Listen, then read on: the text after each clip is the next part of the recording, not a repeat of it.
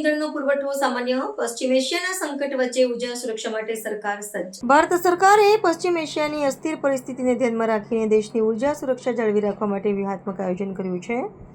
Petroleum અને કુદરતી gas મંત્રાલયના જણાવ્યા અનુસાર ઘરેલું રાંધણ ગેસનું ઉત્પાદન વધારવામાં આવ્યું છે અને વિતરણ વ્યવસ્થાને વધુ પારદર્શક બનાવવા માટે વિતરણ પ્રમાણીકરણ સંકેતની વ્યાપ્તિ વધારીને 92% સુધી પહોંચાડવામાં આવી છે।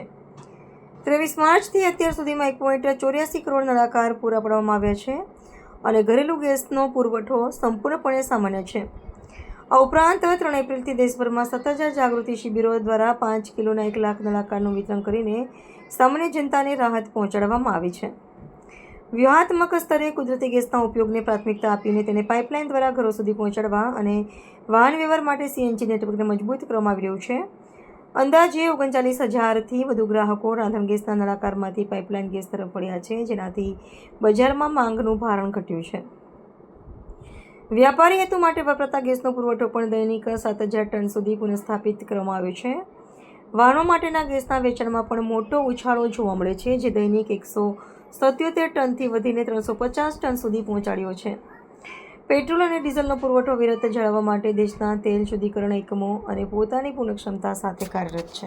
जैसा कि आप जानते हैं कि वेस्ट एशिया क्राइसिस के चलते देश में एलपीजी सप्लाई अफेक्ट हुई है और सरकार ने इफ़ेक्टिव मैनेजमेंट के लिए कई महत्वपूर्ण कदम लिए हैं, जैसे कि डोमेस्टिक एलपीजी प्रोडक्शन को इंक्रीज़ करना, पीरियड ऑफ बुकिंग को अर्बन और रूरल एरियाज़ में इंक्रीज़ किया है।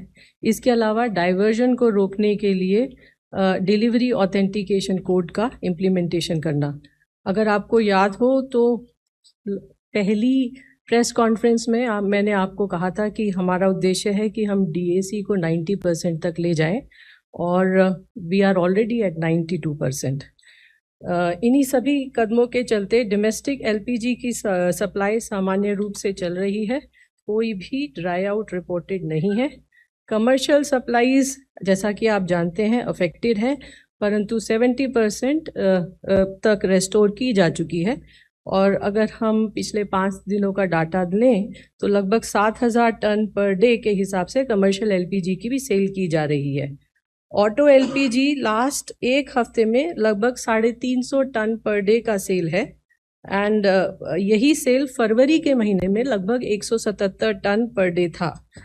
इसके अलावा 5 किलो के सिलेंडर्स की सेल भी जैसा आप जानते हैं इंक्रीज़ की जा चुकी है और 3 अप्रैल से लगभग 7,000 अवेयरनेस कैंप ऑर्गेनाइज किए गए हैं और इन कैंपों में लगभग 1 लाख 5 किलो के सिलेंडर्स की सेल हुई है।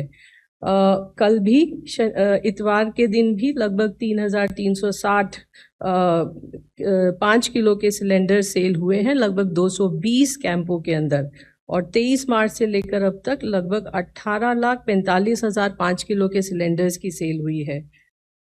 नेचुरल गैस के संबंध में जैसा कि आप जानते हैं डोमेस्टिक और सीएनजी ट्रांसपोर्ट को प्रायोरिटाइज कर 100% सप्लाई इंश्योर की जा रही है।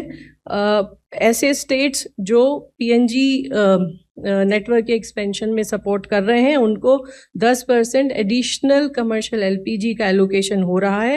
आज के दिन में लगभग 22 ऐसे स्टेट्स और यूनियन टेरिटरीज हैं जिनको एडिशनल एलपीजी दी जा रही है। मार्च के महीने से लगभग अब तक लगभग 4,93,000 नए पीएनजी कनेक्शन गैसीफाई किए गए हैं और 5,51,000 नए कंज्यूमर भी रजिस्टर हुए हैं। इसके अलावा जैसा कि आप जानते हैं सरकार ने ऐसे सभी कंज्यूमर से अपील किया है जिनके पास पीएनजी और एलपीजी दोनों हैं कि वो अपना एलपीजी कनेक्शन सरेंडर करें और इसी क्रम में कल तक लगभग मोर देन 39,000 पीएनजी कंज्यूमर्स ऐसे हैं जिन्होंने अपना एलपीजी कनेक्शन सरेंडर किया है। फ्यूल रिटेल पंप्स पर पेट्रोल और डीजल की सप्लाई सामान्य है, कोई ड्राई आउट रिपोर्टेड नहीं है। हमारी रिफाइनरीज ऑप्टिमम कैपेसिटी पर ऑपरेट हो रही हैं और जैसा कि आप जानते हैं कुछ C3 C4 मॉलिक्यूल पेट्रोकेमिकल और फार्मा कंपनीज को भी एलोकेट किए गए हैं। Since 9th April more than 4,050 tons of propylene has been sold इसी तरह एनफोर्समेंट एक्शन भी कंटिन्यूड है और कल लगभग 1900 रेड कंडक्ट की गई हैं और कल तक PSU OMCs की सरप्राइज इंस्पेक्शन में लगभग 267 LPG डिस्ट्रीब्यूटर्स पर पेनल्टी इम्पोज की जा चुकी है। इसके अलावा 67 डिस्ट्रीब्यूटर्स को सस्पेंड भी किया जा चुका है।